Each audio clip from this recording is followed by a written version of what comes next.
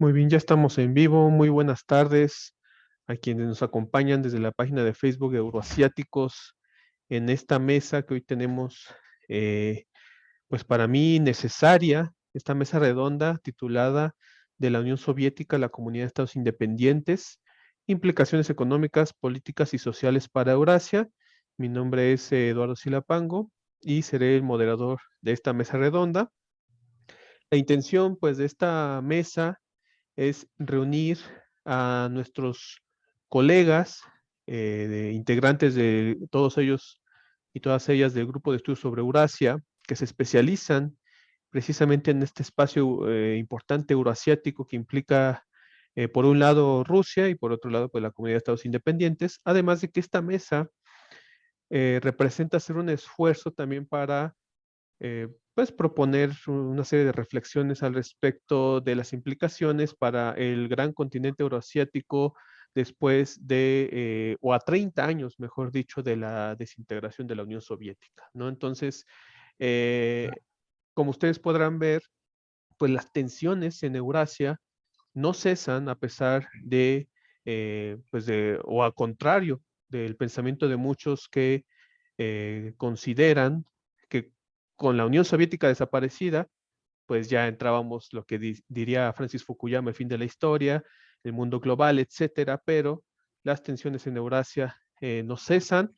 Para muestra, pues un botón, lo que pasó a inicios de enero con Kazajstán y ahora lo que está pasando con Ucrania, pasando con las tensiones pues en el Báltico, etcétera, ¿no?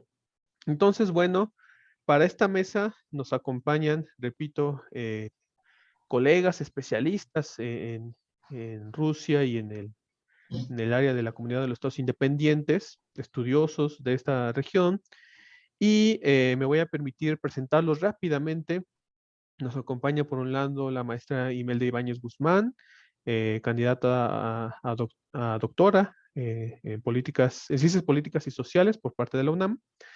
También nos acompaña el maestro Eduardo Palacios Cabrera, integrante del Centro de Estudios Postsoviéticos, y la maestra Mónica Ramos Flores, profesora de la Universidad Autónoma de Guadalajara.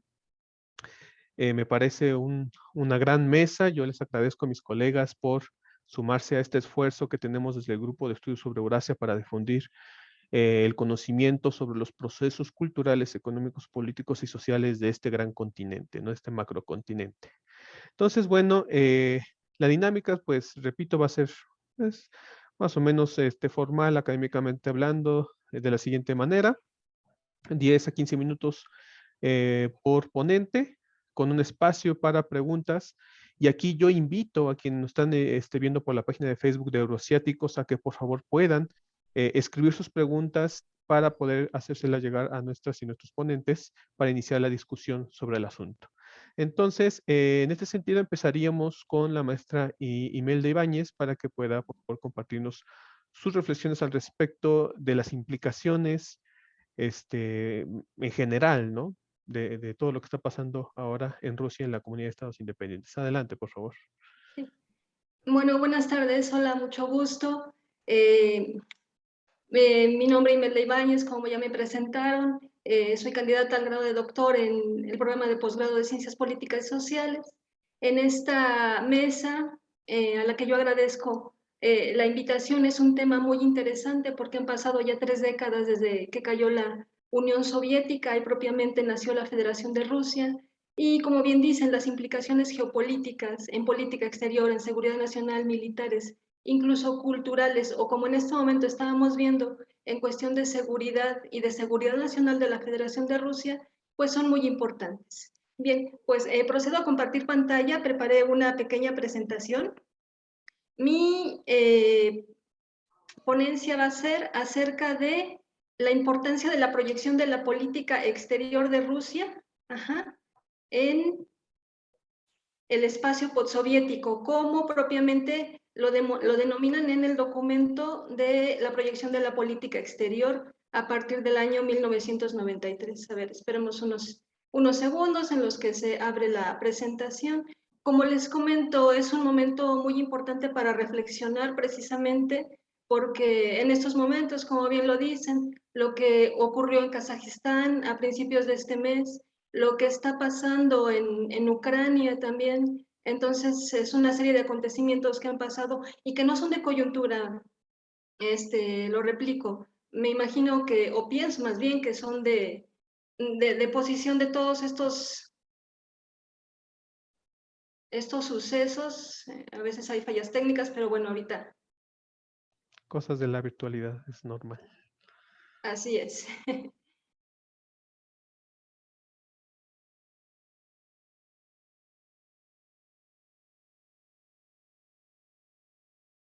Ahí va. ¿Sí lo pueden ver? Sí. Sí, ya. Bien. Bueno, pues en mi presentación se titula La política exterior de Rusia hacia el espacio postsoviético, intereses y objetivos. Bien, contenido rápidamente va a estar dividido en dos grandes esquemas. En el primero voy a explicar a grandes rasgos y a manera resumida la evolución de la estrategia política de la estrategia de la política exterior de la Federación de Rusia. Desde que Rusia nace en 1991 propiamente como federación, ha evolucionado a través de una serie de documentos que presenta el gobierno cada vez que, al menos en la investigación que yo estoy haciendo, sucede un acontecimiento que impacta directamente, ya sea la proyección de su interés nacional, a la defensa de su interés nacional y propiamente a su seguridad nacional. Entonces, como nosotros en relaciones internacionales estudiamos la proyección del interés nacional, siempre va a ser a través del mecanismo o la proyección de la política exterior. Estos documentos empiezan desde el que se presenta en 1993, en una década completamente difícil para la naciente Federación Rusa. Posteriormente, el documento que se presenta en el año 2000, ya con la reconfiguración que se da al arribo del presidente Vladimir Vladimirovich Putin. Posteriormente, un documento de 2009, un documento en 2013 y finalmente un documento en 2016. En la segunda parte de la ponencia es la importancia del espacio postsoviético para los intereses de la política exterior de Rusia y dividí en etapas que a mi parecer me parecen que son importantes debido a los cambios que ocurren en el espacio postsoviético y cómo impactan, como les comento, a la política exterior de Rusia, de 1997 a 1999, del año 2000 al año 2009 y por último del año 2012 al año 2013. Bien, rápidamente, como les había comentado al principio de esta presentación, estos documentos tienen unas características. El documento que se presenta en el año 1993 se marca completamente hacia una cooperación con Occidente. Cuando se da ya la reconfiguración a partir del año 2000, se presenta precisamente una estrategia junto con otras estrategias, la de seguridad nacional, la doctrina militar y posteriormente, entre el año 2000 y el año 2008, se va a presentar la estrategia de seguridad energética, pero en este momento y para fines propios de la ponencia, yo nada más voy a presentar las características del documento de política exterior. Bueno, en el año 2008 presenta nuevamente la Federación Rusa un documento en donde caracteriza la forma y fortaleza, una evaluación de las relaciones internacionales y de la posición que tiene propiamente como Estado garante tanto de la estabilidad internacional como también de la seguridad regional euroatlántica y euroasiática. Y por último, las estrategias que presenta en el año 2013 y en el año 2016 van a ser caracterizadas por una renovación de la proyección de su política exterior. Bien, el esquema que yo titulo La evolución de esta estrategia de política exterior de la Federación Rusa. Como les comentaba, el documento que presenta en 1993 pues es un marcado hacia Occidente. En esa década es una década muy problemática para Rusia. Los fines que perseguía el presidente Boris Yeltsin en ese tiempo, con su ministro de Relaciones Exteriores, Andrei Kozyrev, eran completamente marcadas hacia los círculos de cooperación con Occidente, Estados Unidos, los socios europeos, incluso en 1997 y para fines ahora del tema de coyuntura que es la cuestión con Ucrania, la seguridad euroatlántica, que sucede también con Rusia. En 1997, la Federación Rusa incluso llega a pactar en París con la Organización del Tratado del Atlántico Norte un documento en el cual a partir de ese año iban a conformarse como socios. No necesariamente que obviamente la Federación de Rusia ingresara a la OTAN, pero sí que iban a tener acercamiento diplomático y acercamiento en temas pues muy importantes, porque obviamente la Federación Rusa, a pesar de que estaba debilitada en esa década, pues era un garante, porque pues Rusia siempre ha sido una potencia nuclear y por eso detenta siempre el establecimiento del equilibrio internacional dentro del concierto de las potencias. Bueno, pasa esa década, llega 1999, todo se rompe, la OTAN invade, bombardea Yugoslavia, vaya, hay un cambio completamente fundamental. A partir del año 1996 llega el canciller Primakov a cambiar, vaya, toda esa visión que tenía la Federación de Rusia en cuestión a la cooperación occidental. Ellos mismos se cuestionan cuál va a ser su posición en los siguientes años, si van a querer seguir cooperando con Occidente o van a buscar una posición especial. Bueno, en el año 2000, como ya vaya en relaciones internacionales tanto hemos leído, se reconfigura todo con la llegada de Vladimir Vladimirovich Putin y es cuando se presenta un primer documento, que va a tener como finalidad y se va a caracterizar por la defensa de su interés nacional, la búsqueda del multilateralismo a nivel internacional y propiamente con un carácter de búsqueda multivectorial. En el año 2000 este documento, como les comento, de reconfiguración, va a ser en temas prioritarios tanto de su política exterior y de seguridad nacional. En el contexto del año 2000 al año 2009, cuando se presenta un siguiente documento de evaluación, pues ocurren también grandes acontecimientos en la arena internacional. 2001, el ataque a las Torres Gemelas, la lucha contra el terrorismo. En el año 2004 se da también otra ampliación de la Organización del Tratado del Atlántico Norte. Vaya, Rusia va definiendo cuál es su posición en ese contexto en el que ya también se va fortaleciendo, porque como les comentaba, presenta también un documento de seguridad nacional, a la vez que fortalece también su doctrina su doctrina militar, perdón.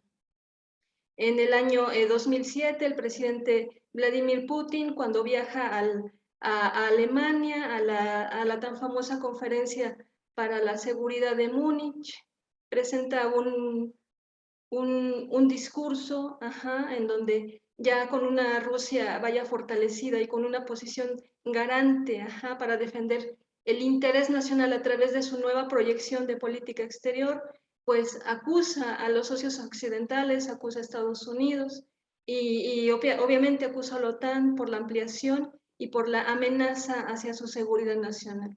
En el año 2008, pues se da un primer impasse, un primer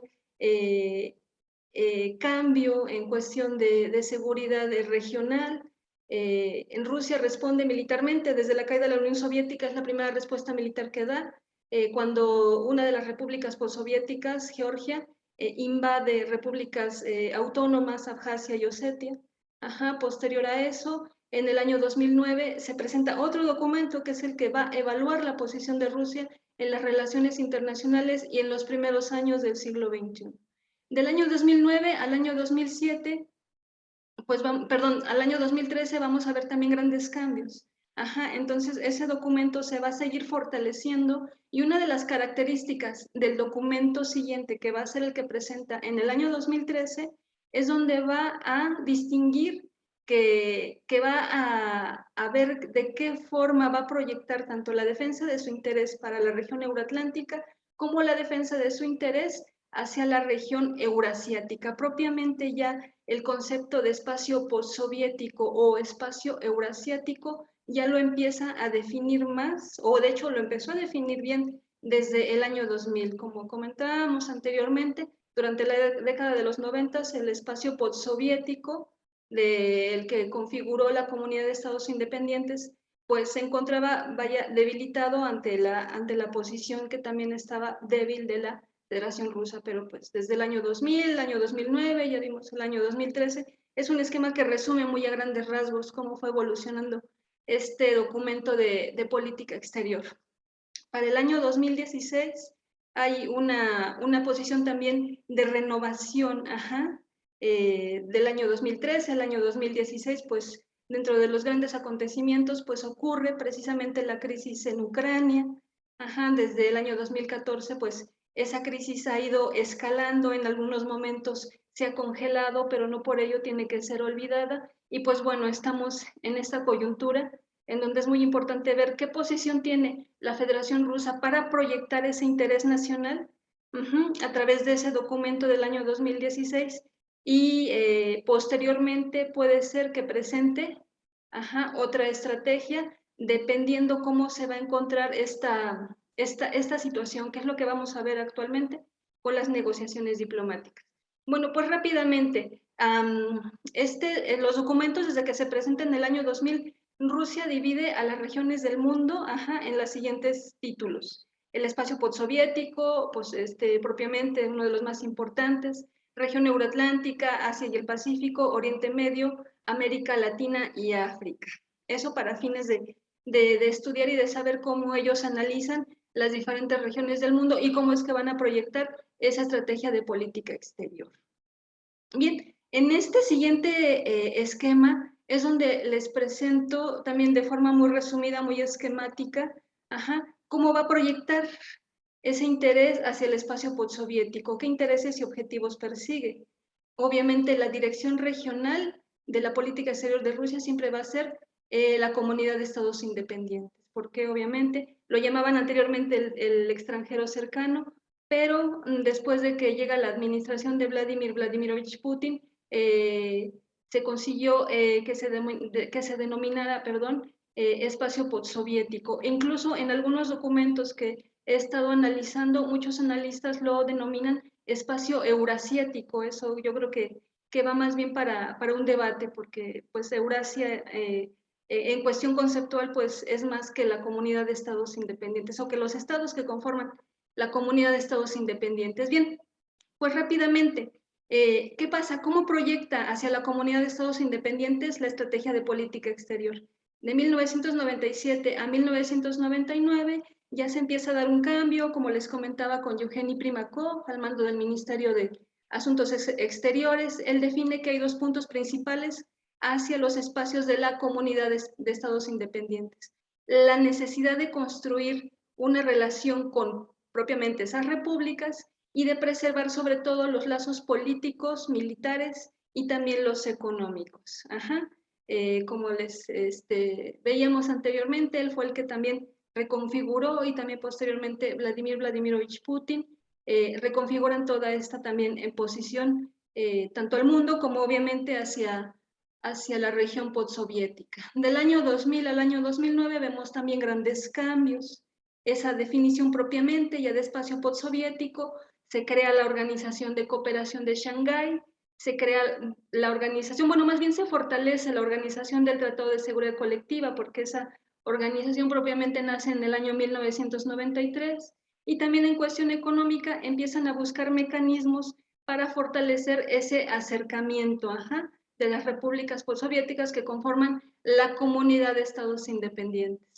Del año 2012 al año 2013, definen los líderes del Kremlin que la proyección de su política exterior hacia el espacio postsoviético es que van a buscar que sea un espacio ya de integración potencial, es decir, que van a fortalecer todavía más los mecanismos que se crearon del año 2000 hacia el año 2009, perdón. Y bueno, ya posteriormente al año 2013, como bien lo comentábamos y me parece que es el tema a discusión en esta mesa, también un tema importante, ¿qué pasa después de la crisis en Ucrania en 2014? Pues obviamente también los intereses y los objetivos que persigue la Federación Rusa hacia la proyección de su política exterior con los estados que conforman la comunidad de estados independientes, pues se debe de fortalecer más.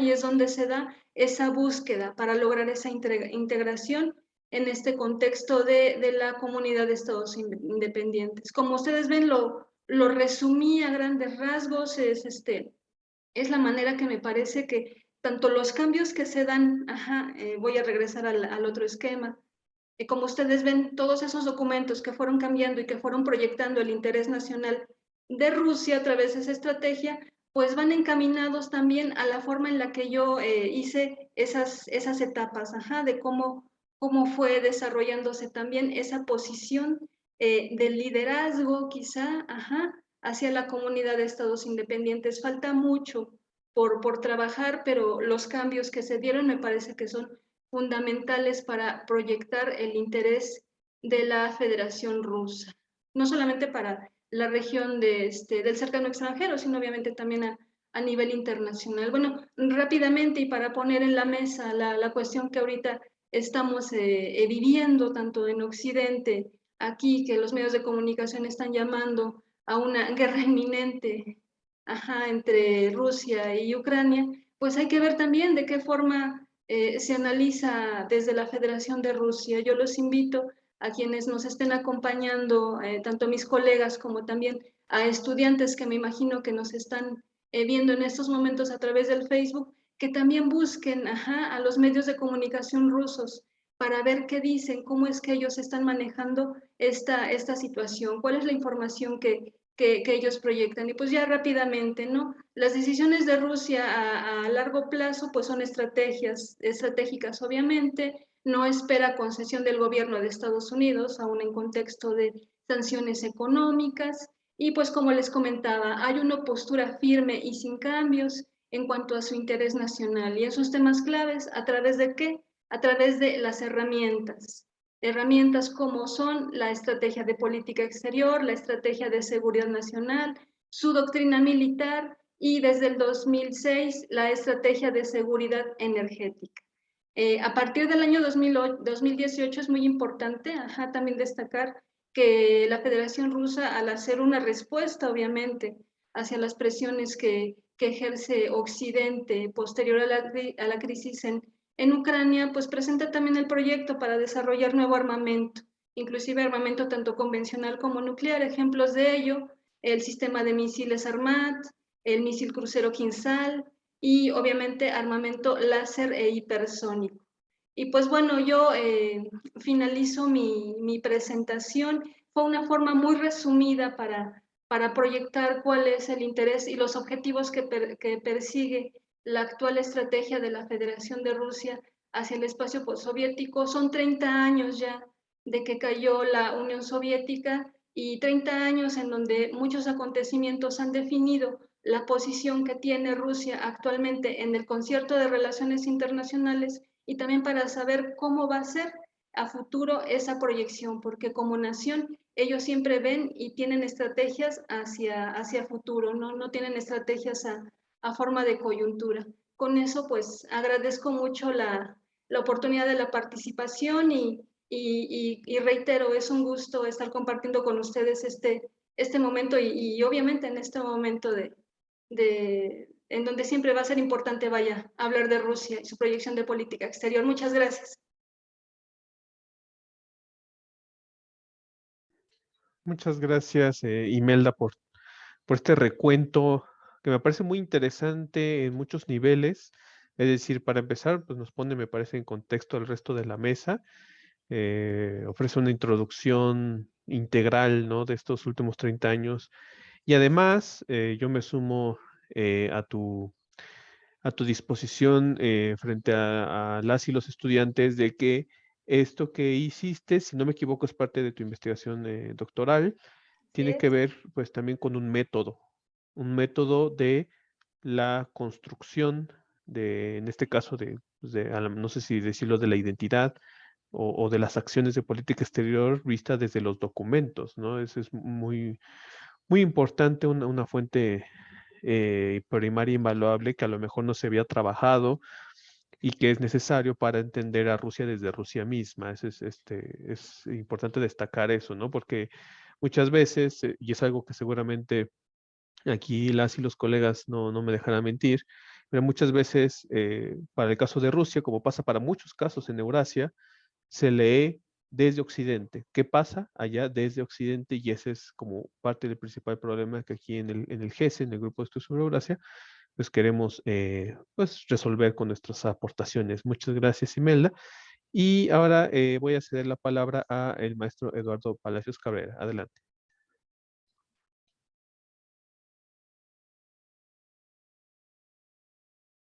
Tu micrófono. Sí, gracias, Eduardo. Buenas tardes a todos por estar aquí. Un placer y un gusto compartir la mesa con mis colegas. Yo también tengo una pequeña presentación aquí. Voy a tratar de ser muy rápido para que no nos alcance el tiempo y mi compañera Mónica tenga tiempo también de desarrollar su ponencia. Yo les quiero hablar de la arquitectura de seguridad internacional en el espacio postsoviético, ¿no? Vamos a ver primeramente qué ocurría antes de 1991, es decir, en la bipolaridad, en la época de Guerra Fría, y qué pasa tras el cisma de 1991, cuando la Guerra Fría se termina, se desintegra la Unión Soviética y nos encontramos entonces con una miríada de nuevos actores y situaciones completamente nuevas para el escenario internacional. Bueno, para comenzar, ¿qué entendemos por arquitectura de seguridad internacional? Esta es una reflexión propia y yo considero que son todos aquellos mecanismos como organismos, instituciones, alianzas, tratados, protocolos y demás que de ellos emanen, ¿no? Cuyo principal objetivo es el mantenimiento de la paz internacional, evitando los conflictos armados, ¿no? Y la resolución de los mismos a través del diálogo y la diplomacia, ¿no? La arquitectura de seguridad va desde el nivel global, como lo es la Organización de Naciones Unidas, que precisamente nace después de la Segunda Guerra Mundial para evitar otro conflicto global, ¿no? Y va descendiendo, ¿no? Hasta tener niveles regionales y locales inclusive, ¿no? En este caso, el espacio postsoviético, pues es un nivel regional, ¿no? Entonces, la arquitectura de seguridad del espacio postsoviético sería de carácter regional.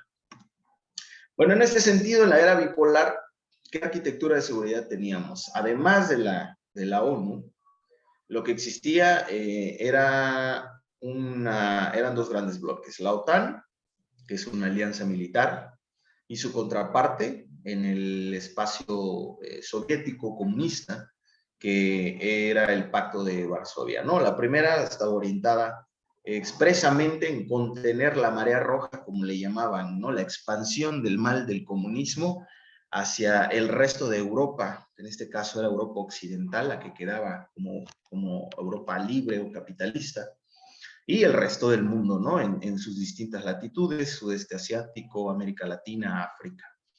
Y lo importante, ¿no? La defensa mutua que se establece en el tratado, en la Carta Fundacional de la OTAN, que pues garantiza la defensa de todos sus miembros. Es decir, si uno de ellos es atacado militarmente, todos los demás miembros están obligados a acudir en su defensa, ¿no? El Pacto de Varsovia funciona de manera análoga, está orientado o estaba orientado en contener los avances y las amenazas de Estados Unidos y sus aliados occidentales contra la expansión del comunismo, ¿no? Porque sí, el comunismo pues buscaba la revolución internacional y se expandió por muchos continentes. Prácticamente tuvimos ejemplos en todo el mundo, ¿no? Y también incluía la defensa mutua. Este era el mapa que teníamos, esta era la arquitectura de seguridad que existía prácticamente pues todo el hemisferio norte de nuestro planeta hasta 1991. Prácticamente toda Europa occidental, junto con Turquía, Canadá y Estados Unidos conformaban la OTAN, y pues el Pacto de Varsovia era la Unión Soviética junto a los países socialistas o donde se instauraron gobiernos socialistas después de la Segunda Guerra Mundial en Europa oriental y central, ¿no? Ahora, se desintegra la Unión Soviética, se acaba la Guerra Fría, ¿no? Y tenemos una nueva realidad a nivel internacionalidad. a nivel internacional, perdón. Entonces, aquí en este pequeño esquema que tenemos, arquitectura de seguridad internacional. Existía una, ya se fragmentó, cambió. ¿Qué pasa ahora? Se acaba el comunismo, ¿no? El mal principal en el mundo prácticamente se ha extinguido. Surgen nuevas amenazas, ¿no? También surgen nuevos actores en el sistema internacional. Por lo tanto, surgen nuevos mecanismos de diálogo, de cooperación, de resolución de conflictos. Surgen nuevas prioridades para los países y los actores del sistema internacional y pareciera que todo esto, nuevas amenazas, nuevos actores, nuevos mecanismos, nuevas prioridades, nos debieron haber llevado a la creación de una nueva arquitectura de seguridad internacional. ¿Verdaderamente se creó eso? Es lo que vamos a discutir ahora, de aquí en adelante, ¿no? Es cierto, surgieron nuevas instituciones, nuevos organismos, nuevos mecanismos de seguridad internacional para conformar esta nueva arquitectura, entre comillas, de seguridad internacional, pero verdaderamente es nueva. Vamos a analizarlo. Uno de los nuevos organismos o mecanismos que surge en el espacio postsoviético, pues es el Tratado o la Organización del Tratado de Seguridad Colectiva.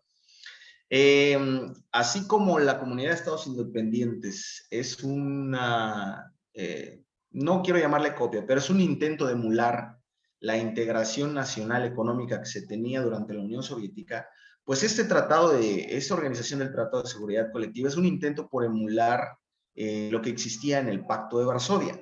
Esto es eminentemente una organización de corte político-militar, es una alianza militar en el que también se incluye la mutua defensa, ¿no? Y que le ha permitido a Rusia, pues, mantener influencia, presencia e injerencia en diversos países del espacio postsoviético.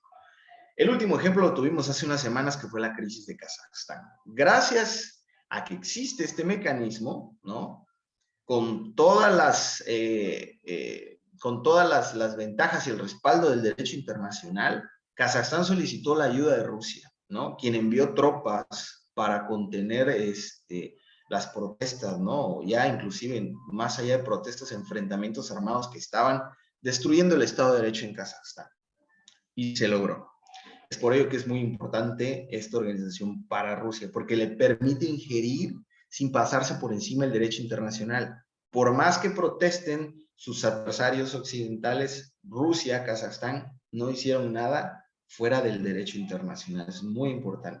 También, por ejemplo, a través de esta organización, pues Rusia tiene presencia militar, tanto de efectivos como de emplazamientos militares en otros países, como las muy importantes bases que tiene en Tayikistán, para proteger el flanco sur del espacio postsoviético de las amenazas que vienen de países como Afganistán, por ejemplo, ¿no? Llámese terrorismo, extremismo,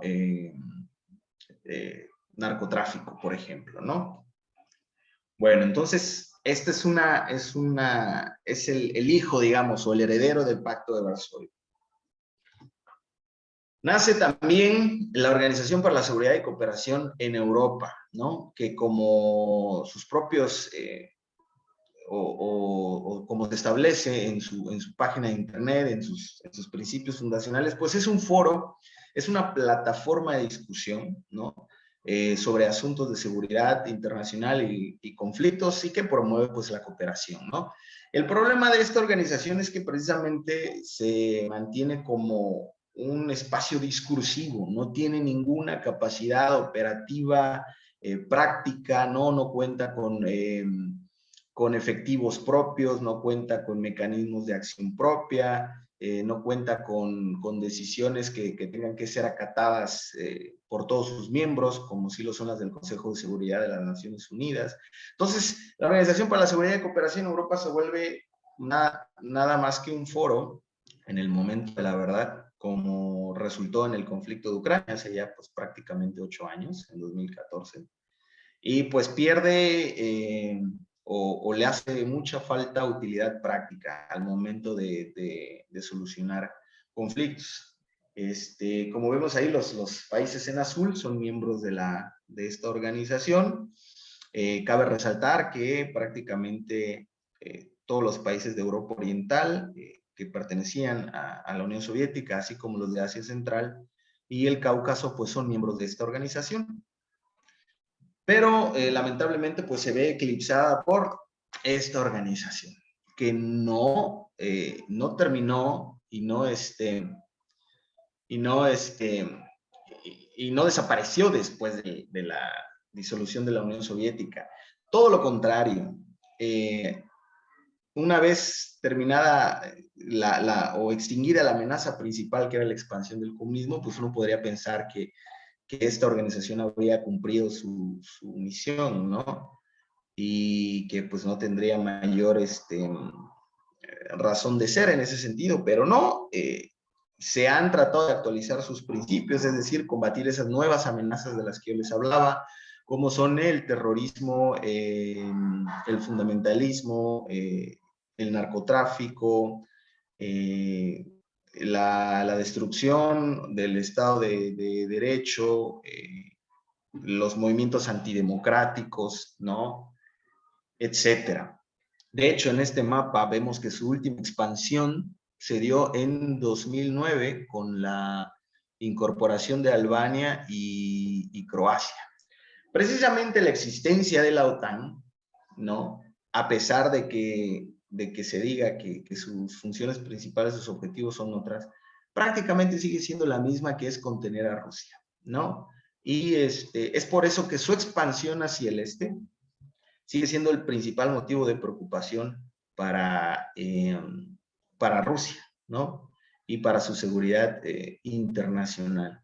¿Por qué? Porque ya pues con los estados bálticos hay una frontera directa, ¿no? Recordemos que cualquier conflicto militar entre la OTAN y otro país, en este caso Rusia, pues provocaría detonar esta cláusula de la mutua defensa, en la que se podría pedir la ayuda militar de los demás miembros de la organización.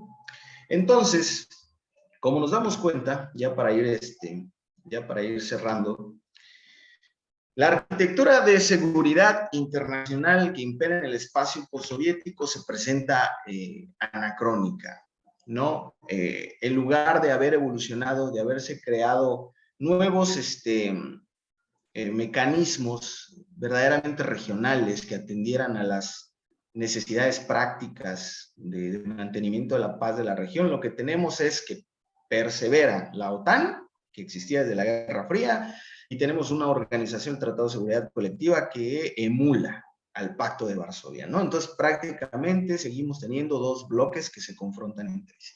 Imperan lógicas de Guerra Fría, es decir, lógicas de suma cero, lo que yo gano, tú lo tienes que perder y viceversa. Todas tus expansiones son una amenaza a mi seguridad, todos tus movimientos, en el caso de Rusia hacia la OTAN, también son una amenaza a nuestra seguridad. Entonces es por ello que siempre se permanece esta atmósfera de conflicto permanente, ¿no? Sigue premiando o sigue siendo más importante lo bilateral sobre lo multilateral. Eso lo vemos inmediatamente. Cualquier conflicto que nace en el espacio postsoviético se vuelve una pugna bilateral entre Estados Unidos y Rusia. Lo vimos en Ucrania, lo vimos en Bielorrusia, lo vimos, bueno, más atrás todavía, en 2008 en Georgia, lo vimos en Kazajstán. Entonces, está ahí un conflicto en el espacio postsoviético, y en lugar de existir un esquema, una arquitectura regional de seguridad, lo que se vuelve otra vez es una lógica de guerra fría. Entre Estados Unidos, empieza a presionar a Rusia, dice que va a apoyar, dice que Rusia está realizando acciones contrarias al derecho internacional, en contra de la democracia, el discurso que ya todos conocemos, ¿no?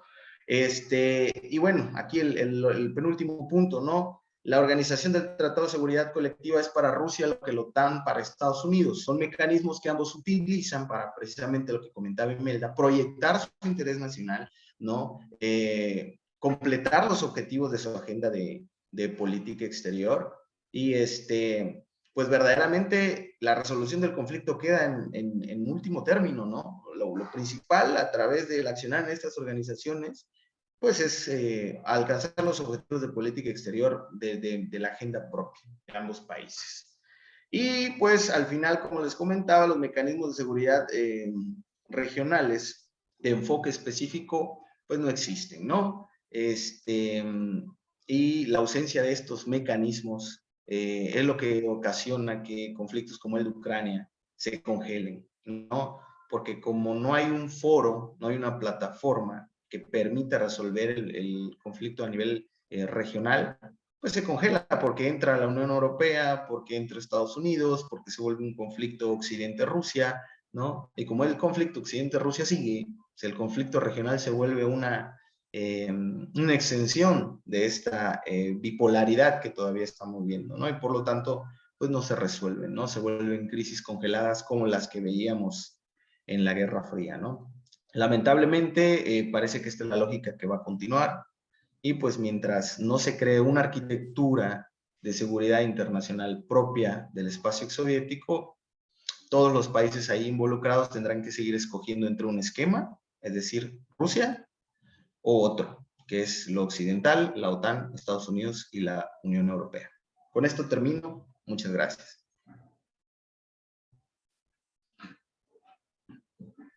Muchas gracias, Eduardo, por tu ponencia, que me parece pone sobre la mesa una interrogante que seguro quienes se dedican o quienes les interesa estudiar Rusia, pues una interrogante que se plantea, es decir, seguimos en la Guerra Fría, hay quienes dicen que sí, hay quienes dicen que no.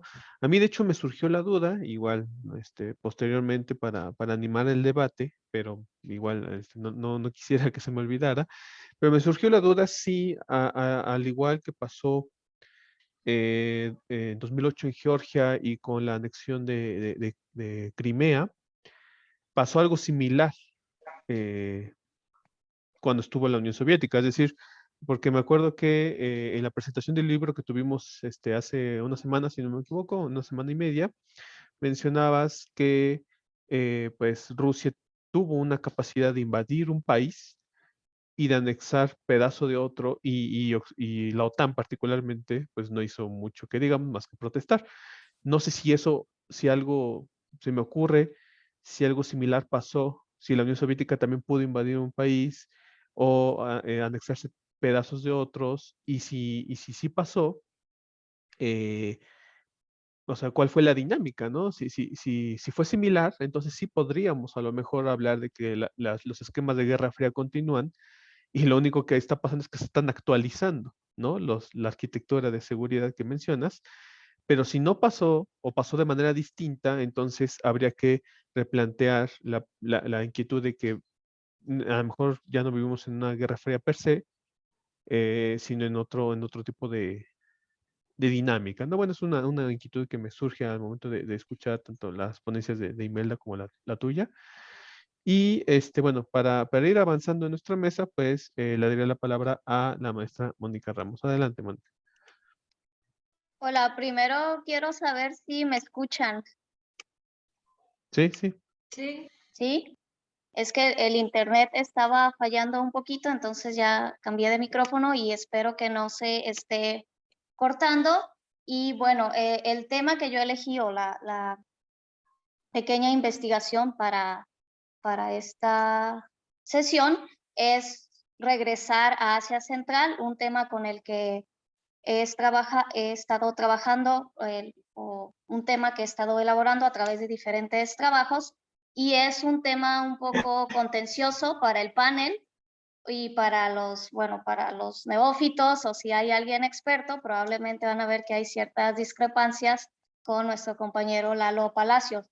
Y traté de amalgamar dos puntos muy importantes que surgen a partir de una independencia en una de las regiones de la ex Unión Soviética. Por una parte, la transición democrática que se espera después de una independencia, y también en términos de seguridad, como en este proceso de transición, o la tesis es la transición democrática en medio un escenario de estados débiles, y cómo en los estados débiles la seguridad nacional va enfocada hacia la seguridad interna, y en este caso la seguridad del régimen.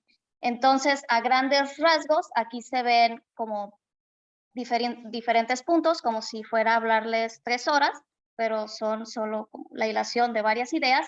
y es desde la conformación de las 5 repúblicas de Asia Central, la independencia a partir de la disolución o de la desaparición de la URSS en 1991, y ya a partir de ahí entrar en la conformación del Estado moderno, que está directamente vinculado a la forma en que surgieron las 5 repúblicas de Asia Central, cómo inician o cómo se esperaba, al menos desde Occidente, un proceso de democratización, y después de retomar la idea de los estados débiles y cómo hacen énfasis en la seguridad interna, casi igual a la seguridad del régimen o del gobierno en turno, y ahorita vamos a ver por qué.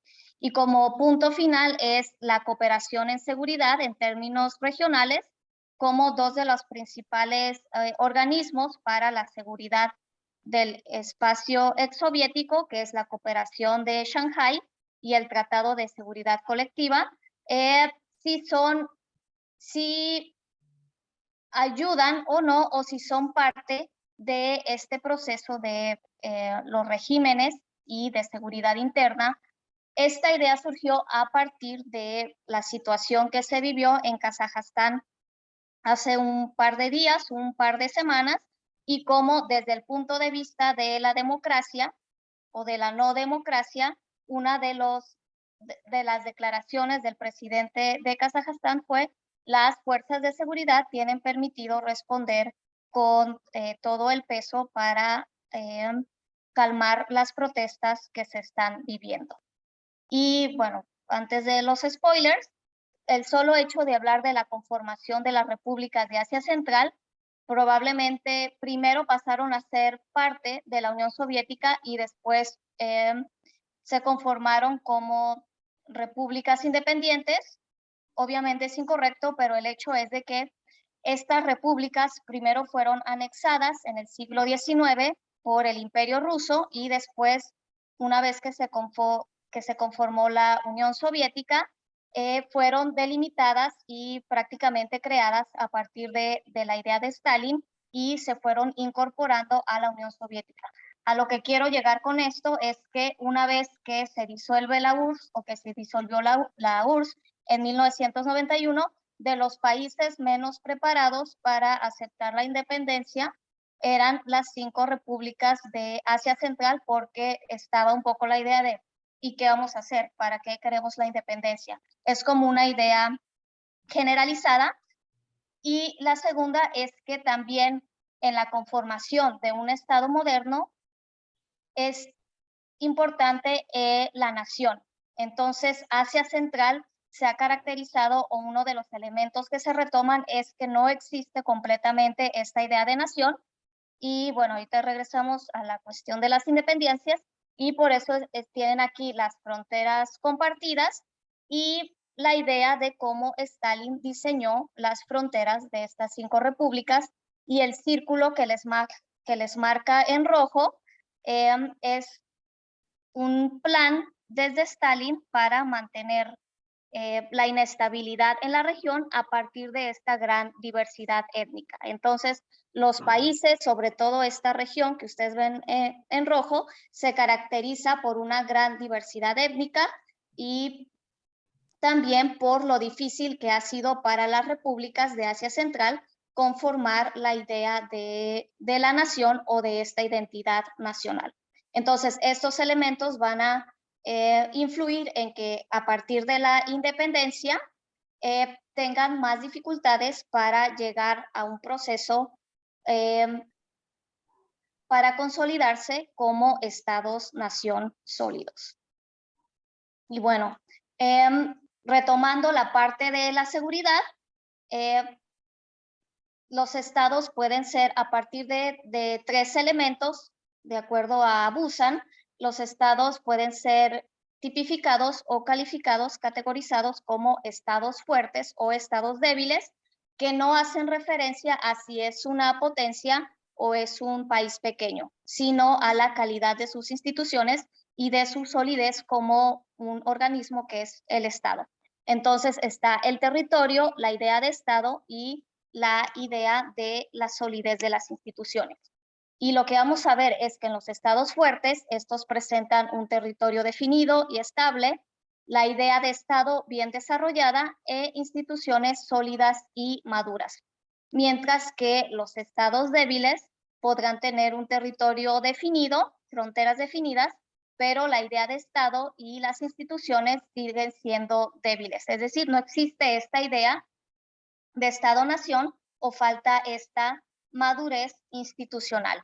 Y bueno, relacionamos estos dos elementos a partir de que desde la seguridad nacional, las amenazas en los estados débiles se van a percibir más de manera interna y no como amenazas externas. Una amenaza externa puede ser desde la manera más tradicional, la invasión o la posible invasión de un país, como ahorita lo estamos viendo en la situación entre Ucrania y Rusia, y una amenaza interna tiene que ver con enemigos internos del Estado. Puede ser el crimen organizado, la disidencia, el terrorismo, etcétera. Las amenazas ya las definirá cada uno de los estados.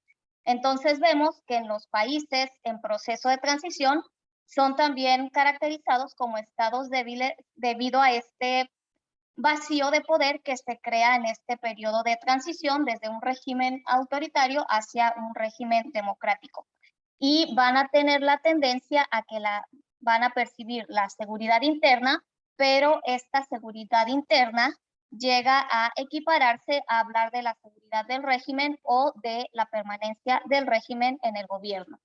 Y entonces una de las características que vamos a ver en las repúblicas de Asia Central es que han tenido, o los elementos que destacan es precisamente el hablar de la seguridad del régimen. Y primero, en términos de definir si las repúblicas son democráticas, al menos por el índice o por el estudio que hace Freedom House, las 5 repúblicas están, de hecho ahí está mal, están calificadas como regímenes autoritarios consolidados, no como regímenes democráticos, pero como regímenes autoritarios consolidados. ¿Y cuáles son los elementos que se toman en cuenta? Bueno, los procesos electorales que sean libres, bueno, que sean regulares, que sean libres, los medios de información independientes, que exista una sociedad civil, la autoridad del Poder Judicial y los niveles de corrupción. Entonces, estos son solo algunos de los indicadores que permiten calificar a los regímenes, por una parte, como democráticos o autoritarios, o es un continuo en donde pueden ser colocados, y también como libres o no libres. Entonces, bueno, aquí además del índice de Freedom House, lo que tenemos, o pueden ver esta tablita de colores, lo que marca son las elecciones presidenciales en los últimos 30 años. Si ven, el cambio de color significa el momento en que hubo una transición de un cambio de presidente, es decir, en la persona. Entonces, por ejemplo, vemos el caso de Kazajistán, igual tienen las elecciones desde 1991, si hay una regularidad en las elecciones, pero prácticamente con una aprobación de más del 90%, casi como presidente vitalicio, se dio la primera transición de persona, no necesariamente de un régimen, hasta 1919, hasta el 2019. Y las siguientes elecciones están programadas para 2024. Bueno, ahí habría que ver si gana el mismo candidato porque se permite la reelección, o si hay una transición pacífica hacia otra facción u otro grupo político, porque finalmente el presidente que está ahora en turno no difiere de la facción o del grupo del presidente que salió del poder. Y bueno, es la misma lógica en cada uno de los cuadritos. En el caso de Kirguistán, es la república que se ha caracterizado por dar un paso hacia adelante, hacia el proceso de democratización, y luego 2 hacia atrás, y se caracteriza por una gran inestabilidad. Entonces, vemos que la primera transición se dio en el 2005 a partir de una serie de protestas o de una revolución que logró el cambio en el poder y se extendió cierta estabilidad hacia las siguientes elecciones, pero cuando tenían que ser las siguientes elecciones, otra vez volvió una serie de protestas que finalmente terminaron en la revolución de 2010 para el cambio de régimen. Entonces también la debilidad de las instituciones se percibe en que no puede haber una transición pacífica de un momento electoral hacia otro momento electoral, y el único que ha sucedido fue de 2011 a 2017 y bueno, estaban las elecciones programadas para 2021, pero a partir de la crisis por las elecciones parlamentarias en 2020 tuvieron que adelantarse las elecciones y ahora las siguientes están programadas para el 2027. Y bueno, para no...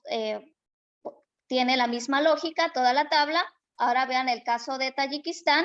Se molesta en realizar elecciones, en hacer el gasto, y las últimas, no ha habido un cambio de presidentes, va a ser un presidente vitalicio, no hay, sin elecciones programadas, no se tiene, deberían ser en el 2027, pero no aparecen como futuras elecciones. Pero lo que pasa en Tayikistán es que se está planeando la transición de poder hacia el hijo del presidente que está en turno. Entonces, bueno, lo que nos deja ver esta tabla es también a pesar de que hay elecciones, de las irregularidades o de la democracia incompleta que existe en estas repúblicas. Y bueno, en este sentido, me regreso un poquito, los casos que tomé para ver primero desde cómo esta seguridad, la seguridad nacional se refleja en la seguridad del régimen o en la permanencia del régimen, es a partir de estos elementos. La crisis de Andijan en Uzbekistán en 2005, también la revolución de los tulipanes en Kirguistán en ese mismo año, las protestas, revolución en Kirguistán en 2010, otras protestas en Kirguistán en 2020 y otro error de dedo, las protestas en Kazajstán de 2022. Entonces, en estas se han caracterizado, por ejemplo, por el uso excesivo de la violencia por parte de las fuerzas de seguridad del Estado, pero también al tratar de responder a la pregunta si la arquitectura de seguridad o parte de la arquitectura de seguridad regional ha ayudado desde el punto de vista de la seguridad interna y de la represión, la respuesta es no. En realidad, Kazajstán, que estaría aquí, es la excepción a la regla porque, por ejemplo, en 2005, en Uzbekistán no era miembro de la Organización del Tratado para la Seguridad Colectiva, que sí fue la que intervino hace unos días en Kazajstán. En el caso del 2005, Kirguistán no hizo el llamado para que la OTSC ayudara en la situación. Sí lo hizo Kirguistán en el 2010 y Rusia se rehusó a participar, argumentando el principio de no intervención y de que era una situación interna que el país debía resolver. Igual no fue necesaria o no se pidió la ayuda en el 2020 y la excepción es precisamente el caso de Kazajstán en 2022. Eso desde el Tratado de la Seguridad, de la Organización de la Seguridad Colectiva. Y la otra organización es la Organización para la Cooperación de Shanghái, en donde también está China. Se apegan al principio de no intervención, por lo tanto no participan o no está entre sus objetivos participar en este tipo, para resolver este tipo de disputas. Lo que sí se ha visto es que se ha utilizado desde el 2001 con los ataques del 11 de septiembre y cómo la región al principio cooperó con Estados Unidos y le sirve tanto a Rusia, a China como a los regímenes de Asia Central han utilizado estos tres elementos, el combate al terrorismo, al extremismo y al separatismo, como una forma de cometer abusos hacia la disidencia política. Desde a quienes se encarcelan, y es muy fácil culpar a la disidencia política, a las protestas, como terroristas, que sucedió en el caso de Kazajstán, y a partir de eso se permite o se legitima el uso de una fuerza mayor. Entonces, bueno, a grandes rasgos, esta es mi presentación. Muchas gracias y espero sus comentarios. Muchas gracias a ti, Mónica, por esta presentación que nos compartes y donde tocas pues uno de los temas también álgidos que tiene que ver con el asunto de Asia Central particularmente y de Kazajstán, que también hemos visto un poco ahí. Yo recuerdo a quienes nos están viendo, les recuerdo a quienes nos están viendo en Facebook que pueden escribir sus dudas, sus comentarios en el chat para hacerlos llegar aquí a las y los ponentes. Por ahora no tenemos alguna inquietud, pero a mí me gustaría partir de esta duda que había externado previamente y que a lo mejor me permito recordar, que es si con la Unión Soviética se dieron los casos similares de invasión y anexo, digamos, o de algún territorio, ¿no? Porque yo sé que fue, o sea, que la Unión Soviética invadió Afganistán, pero no sé si le agarró el territorio a un país como, no es igual, pero o sea, a lo mejor similar en el caso de Crimea, y cómo reaccionó la comunidad internacional en ese sentido.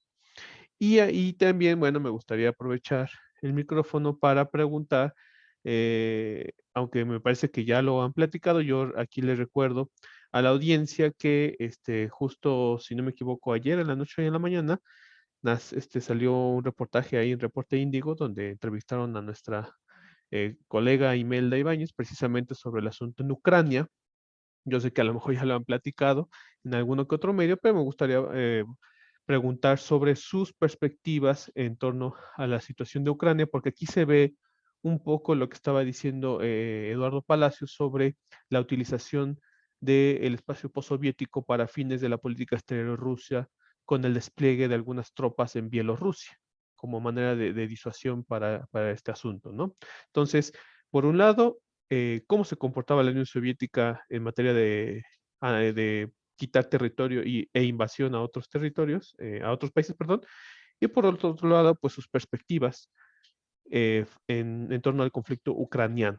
Esas serían como las dos preguntas que pongo sobre la mesa. A mí me gustaría darles la palabra como fueron pasando. Yo pensaría del orden de algunos 5 o 7 minutos por ponente para ir concretando y si quieren detallar algo de sus exposiciones, pueden hacerlo, por favor. Entonces, Imelda, no sé si nos quieras compartir algo. Claro, me parece una pregunta muy interesante. Sobre todo voy a retomar la segunda que haces hace unos minutos. Si es que estamos entendiendo esto en contexto de Guerra Fría, ajá, si vamos a pasar al esquema de Guerra Fría nuevamente, o cómo lo podemos entender. Bueno, desde mi análisis que estoy haciendo desde hace ya un par de años acerca de cuál es el pensamiento, la historia del pensamiento geopolítico ruso desde la antigüedad, tiempos del imperio, propiamente como potencia, la Unión Soviética y ahora la Federación Rusa, 30 años ya de su nacimiento. Yo pienso desde, te digo, a partir de este análisis, que hay que buscar otro tipo de esquema para poder entender cómo se comporta desde el punto de vista geopolítico, ajá, tanto el bloque occidental, OTAN, Unión Europea, Estados Unidos, como también Rusia y los, por así decirlo, ¿no? Los aliados que en este momento tiene China en cuestión institucional, la Organización de Cooperación de Shanghái, la Organización del Tratado de Seguridad Colectiva. Pienso que este esquema se tiene que ver desde una forma ya más multilateral, de hecho desde la forma en la que quiere la Federación Rusa proyectar precisamente, como lo comentaron en la ponencia, ¿no? Su interés nacional, su estrategia de política exterior. Entonces, yo también igual hago un llamado a quienes nos están viendo, los alumnos de Relaciones Internacionales, los estudiantes, todos los colegas, a que busquemos otra forma, otro esquema de ver. Si bien es cierto, es muy similar porque nuevamente se están viendo a nivel diplomático, si lo llevamos ahorita al esquema de Ucrania, las potencias que detentan la estabilidad estratégica internacional, Rusia, y por otro lado los aliados occidentales, OTAN, Estados Unidos, Unión Europea, pero pues también está Japón, está actualmente China, incluso me atrevo a decir la posición que tienen ahorita los países de América Latina, que también hay que tener mucho en cuenta, porque Rusia está buscando una forma de acercarse a través de esa proyección de estrategia de política exterior. Entonces, es muy importante llevar a cuenta, ¿no?, lo que sucedió en el siglo XX con la Guerra Fría, pero me parece que ahora es un esquema diferente, porque estamos llevándolo así. Yo lo veo así más bien al multilateralismo, como lo quiere ver la proyección de la política exterior de Rusia. Esa por cuestión de la pregunta de la Guerra Fría. Y en cuestión de la situación que se está viviendo actualmente en Ucrania, como lo comentábamos, y bien tú lo decías, es una dimensión que creo que va más allá, ¿no? No tanto si bien ahorita los sujetos en cuestión son Rusia, Ucrania y Estados Unidos como el garante que quiere siempre vigilar por la democracia y la paz internacional, y por eso está llamando a Rusia a cesar esa llamada amenaza, ¿no?, con la cual los están catalogando como que ellos son los que están nuevamente desequilibrando ese esquema de seguridad, por decirlo de esta forma. Yo pienso que el llamado a la diplomacia en este momento es el más importante. Hoy se dio un acercamiento en París. Francia está llevando las buenas posiciones en cuestión diplomática para que los representantes de Ucrania y de Rusia se juntaran en Francia y llevaran el esquema de la forma congelada, ¿no?, que son los acuerdos de Minsk, que se dieron desde el año 2014, el conjunto de Normandía también encabezado por Rusia, Ucrania, Alemania y Francia. Vamos a ver de qué forma la diplomacia todavía sigue actuando. También el día de hoy se presentó por medio del embajador estadounidense en Moscú la respuesta por escrito que prometió el representante de Estado de Estados Unidos en el anterior encuentro en Ginebra, entre Rusia y Estados Unidos, el ministro Lavrov, ministro Blinken. Entonces, me parece que es el camino ya de una forma más diplomática para poder llegar a una resolución en cuestión de negociación, ¿no?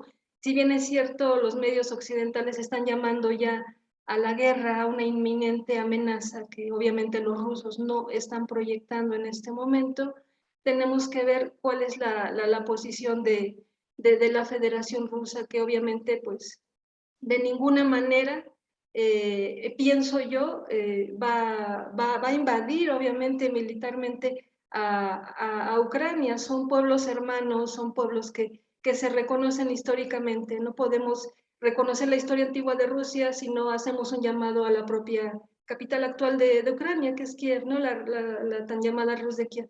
Entonces, yo digo que la diplomacia es la que tiene que prevalecer en este momento. Hay que estar atentos a las negociaciones que se hagan en conjunto. Me parece que para febrero o antes de febrero, los rusos van a tener una respuesta ya a la respuesta por escrito que mandaron los estadounidenses. Y como pues bien lo comentaba en la entrevista que se hizo a Reporte Índigo, yo tomé en cuenta la posición que tenía antes el ministro soviético de Asuntos Exteriores, Andrei Gromyko. Él con la famosa frase que decía: más vale 10 años de negociación diplomática que un solo día de guerra. Entonces creo que hay que estar atentos a esto, y como les comento, esto ya más es en dimensión de la arquitectura de seguridad euroatlántica, de la propia arquitectura de seguridad europea, y la importancia que tiene Rusia para proyectar esa defensa de su interés. Creo que la respuesta que está dando es propiamente la defensa de su interés, que a partir del año 2000 Vladimir Vladimirovich Putin pues lo dejó bien sentado en este esquema y en este concierto de naciones. Con eso. Muchas gracias, Imelda. Eduardo. Sí, gracias. Bueno, pues de forma muy puntual, respondiendo a la primera pregunta de nuestro moderador, a mí no me vienen a la cabeza ejemplos por los cuales a través del Pacto de Varsovia Rusia se anexara territorios durante la época de la Unión Soviética. Haciendo memoria y revisando aquí un poquito en internet, sí recuerdo que hay dos casos sobresalientes en los que a través del Pacto de Varsovia se intervino en países que no eran parte de la Unión Soviética, ¿no? La famosa Primavera de Praga, en la cual se invade Checoslovaquia, ¿no? En defensa del comunismo, ya que quien había llegado como primer ministro estaba, o como líder del partido soviético en ese país, estaba pues impulsando reformas de corte más liberal, llamémoslo, ¿no? Política, económica y socialmente. Entonces, para instaurar nuevamente el comunismo de Estado, se invade Checoslovaquia. Y la otra es el llamado otoño de Hungría, en el cual se invade este país también ante una revolución que había comenzado por movimientos estudiantiles y en la cual ahí sí se buscaba derrocar al gobierno socialista que pues estaba dirigido por Stalin desde la Unión Soviética, y pues nuevamente ingresan, ¿no? El ejército, y no era solamente Rusia, sí eran varios países en ambos casos, miembros del Pacto de Varsovia que ingresaron. Pero un caso puntual en el cual se anexaran territorios, sinceramente yo no lo recuerdo, ¿no? Si por ahí alguien lo sabe, que nos enriquezca o que me corrija. Y bueno, rápidamente sobre el caso de Ucrania, yo estoy de acuerdo con la colega Imelda en el sentido de que hay que buscar nuevas lógicas de análisis. A mí que más me gustaría que verdaderamente la realidad internacional se estuviera volcando más al multilateralismo, porque creo que nos ayuda a todos los pueblos del mundo que el poder no se concentre en pocas manos, ¿no? Lamentablemente, digo, lo que yo veo, quizá aquí venga un poco la discrepancia con ambas colegas. Voy a pedir, aprovechando que Mónica puntualice más la discrepancia que tenía conmigo, porque sinceramente no la entendí. Pero por lo que yo veo es a Estados Unidos como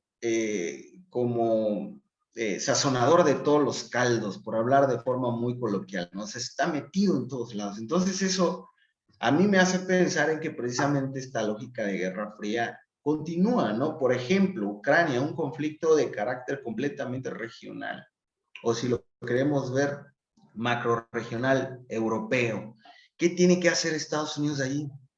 ¿Qué tiene que hacer Estados Unidos allí? Por eso yo digo que lamentablemente las lógicas de Guerra Fría permean, ¿no? Porque un conflicto que primeramente afecta de forma local al país y de forma regional a sus vecinos, ¿no? Se vuelve una cuestión que atraviesa el Atlántico y que tiene que venir Washington también a poner sus demandas y anteponer sus intereses.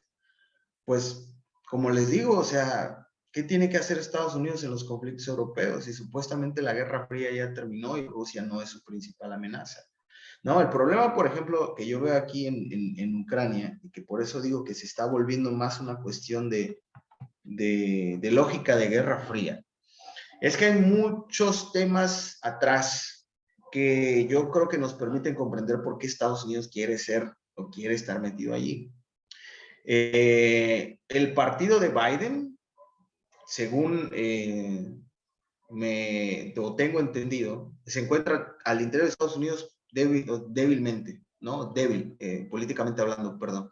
Y se dice que inclusive puede perder la mayoría en las cámaras en las elecciones intermedias a fines de año, ¿no? Por un lado, ¿no?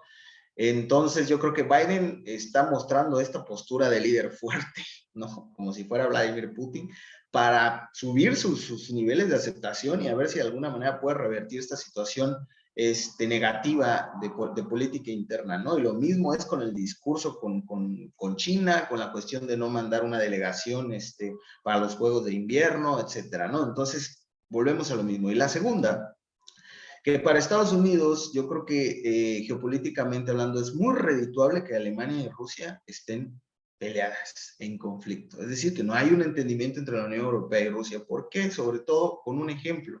El Nord Stream 2, que es este proyecto de gasoductos submarinos que unen directamente a Rusia con Alemania, ha sido blanco de ataque repetidamente por parte de Estados Unidos porque va contra sus intereses, porque Estados Unidos quiere que la Unión Europea le siga comprando gas natural a ellos y no a Rusia, ¿no? Entonces, mientras Alemania, como eminente líder de la Unión Europea, esté en conflicto abiertamente o con Rusia, pues todos estos proyectos macroeconómicos se ven afectados y se detienen y se ven frenados, ¿no? Entonces, como les digo, si vemos un poco más allá, pues al menos a mí me parece que sí, esto es una lógica de Guerra Fría, ¿no? Estados Unidos está utilizando el teatro europeo para,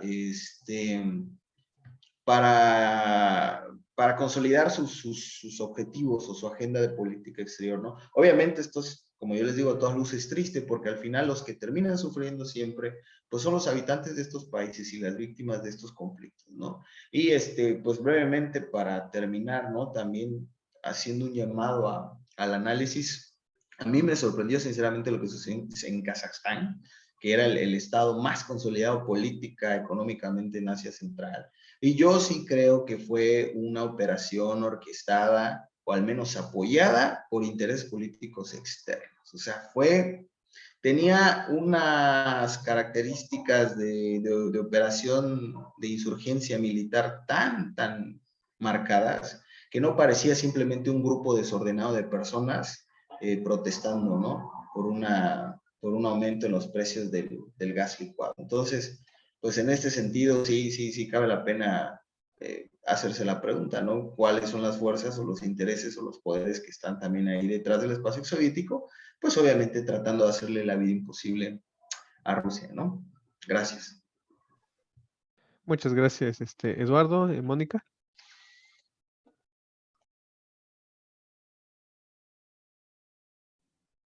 Hola, sí, solo para aclarar, al final, Eduardo Palacios, creo que no tenemos divergencias. Al principio me pareció que podríamos tener posturas diferentes, pero no.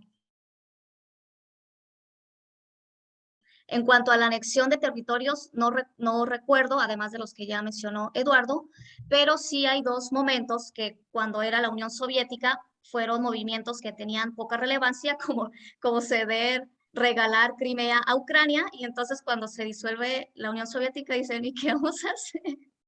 Ya tenemos Crimea. O sea, da risa porque no lo vieron venir. Y también la forma en que igual en Asia Central, eh, ciudades que pertenecían a Kirguistán, Uzbekistán, Stalin en su momento las movía a la frontera y las cambiaba de país. Entonces, cuando pertenecían a la Unión Soviética y era una toma de decisiones centralizada, mover los territorios no tenía mucha relevancia porque seguían bajo Moscú, bajo la administración de Moscú. Pero una vez que se disolvió la Unión Soviética, empezaron a surgir estos problemas de cómo recuperar Crimea, ya sea rentando una base, y al final dijeron, no la quedamos, que parte de la explicación de por qué Rusia se anexó Crimea hace 7 años tiene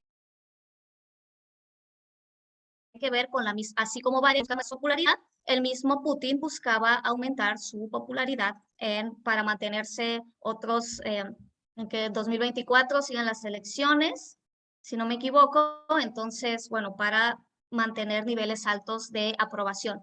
Y en cuanto a la crisis ucraniana, se huele un aire de guerra fría, pero Ucrania queda en medio y nadie ha mencionado finalmente el interés nacional de Ucrania. Es un interés legítimo querer pertenecer a la OTAN.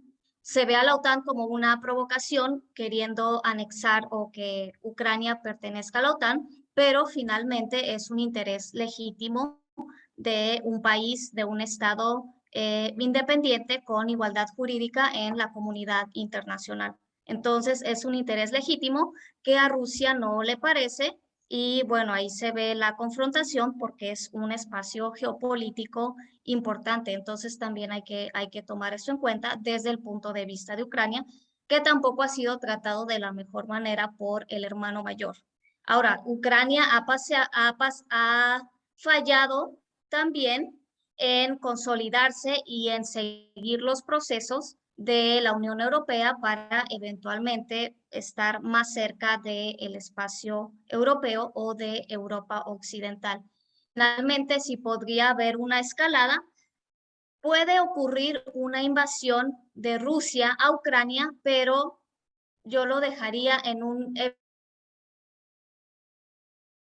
evento más largo en términos de una guerra convencional para evitar la escalada en el conflicto y que hubiera, lo que no puede suceder y que no ocurrió durante la Guerra Fría ni en los diferentes conflictos tipo de la Guerra Fría, es el enfrentamiento directo entre tropas rusas y tropas estadounidenses. Entonces, eso es la principal disuasión para evitar que el conflicto tenga una escalada. Puede ocurrir la invasión de Ucrania, pero eso sería, desde mi punto de vista, para regresar a la mesa de negociaciones. Y ya es todo lo que tengo que decir. Muchas gracias, Mónica, bueno, gracias a todas y a todos por sus posturas, por comunicar sus posturas. Y bueno, esta pregunta pues a mí me hace reflexionar sobre qué condiciones tiene la estructura del sistema internacional que ahora es permisible o qué condiciones, qué bases tiene el sistema internacional que explicaría que ahora un país pueda anexar pedazo de otro, ¿no? Porque eso es lo novedoso de este sistema internacional de posguerra fría. Porque sí hubo casos de invasión, ¿no? Ya lo mencionaron algunos, pero el de anexo, vaya, hay toda una situación que tiene que ver con la desintegración de la idea del Estado-nación, pues, con el surgimiento de Kosovo y ese tipo de cosas. Podrían tal vez explicar eso, pero el punto es que no hay precedente, al menos en el sistema internacional, eh, vamos a decir, contemporáneo, no hay mucho precedente y eso a lo mejor podría dar pie o nos ofrece una ruta de análisis para poder entender, como decía Imelda, el asunto desde otro enfoque, ¿no? Que es un poco precisamente lo que tratamos de hacer aquí. De hecho, me gustó mucho lo que dijo Mónica. Así como, por ejemplo, y Imelda, pues se ha animado a revisar pues esta evolución del pensamiento de política exterior ruso, sería interesante, aunque bueno, sería también una empresa muy enorme, hacer lo mismo para Ucrania para entender precisamente cuál es su interés al final, ¿no? ¿Cuál es su interés nacional? Definirlo, ¿no? Porque eso es parte de también entender la complejidad del conflicto de cuestión, porque obviamente desde aquí lo estamos viendo, desde las acciones de las grandes potencias, que sí yo también no puedo evitar pensar en lo que decía aquel académico venezolano, para mí muy bueno, José Silva Michelena, decía no puede evitar que vuelvan a definirse zonas de influencia para controlar los procesos en los territorios. O sea, y eso lo hacen las grandes potencias, no lo pueden hacer otros países y bueno, se ve en este momento con este dimes y diretes con Ucrania y con los países que quieran o no formar parte de la OTAN, etcétera. Entonces, bueno, aquí estoy viendo en el Facebook, no hay preguntas. Entonces, con esto, bueno, a mí me gustaría cerrar la mesa. No sin antes, pues agradecer a quienes nos siguieron en el Facebook y no sin antes también de invitarles a nuestros próximos eventos.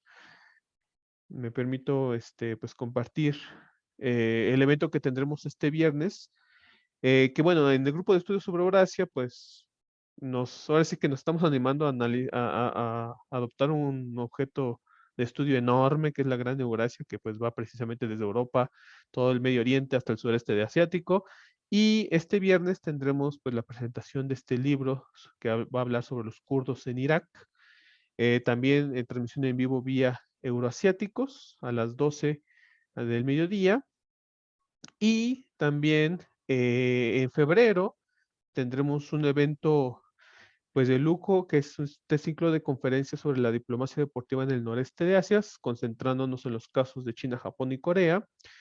Y a mí, ahorita que estaban mencionando la situación de los a lo mejor ciertos paralelismos históricos, no pude evitar pensar así que recuerdos de Vietnam, no pude evitar pensar que algo similar está pasando con Ucrania, Rusia-Ucrania, como pasó con Georgia en el marco de los Juegos Olímpicos de 2008 de Beijing. Es decir, aprovechar que toda la farándula está ahí para ver qué se hace, ¿no? Bueno, uno no desea que pase algo, pero la realidad es que pues se están unos ciertos reflectores, ya los Juegos Olímpicos de invierno no son tan importantes como los olímpicos normales, por así decirlo, tal vez, pero sí es una atención mediática importante y a lo mejor pues pasa algo, ¿no? O a lo mejor no, no puedo evitar notar como un cierto paralelismo. Pero bueno, pues esos son como las invitaciones. Muchas gracias a la maestra Imelda, al maestro Eduardo, a la maestra Mónica por esta excelente mesa que nos ofrece pues estas perspectivas y que queda ahí para quienes nos siguen en el grupo de estudios sobre Eurasia, pues puedan ver, si a lo mejor no la vieron, para que puedan enterarse de pues de lo que está pasando en este espacio. Entonces, bueno, con esto cerramos y pues muchas gracias y muy buenas noches. Muchas gracias, colegas. Gracias por la invitación. Gracias.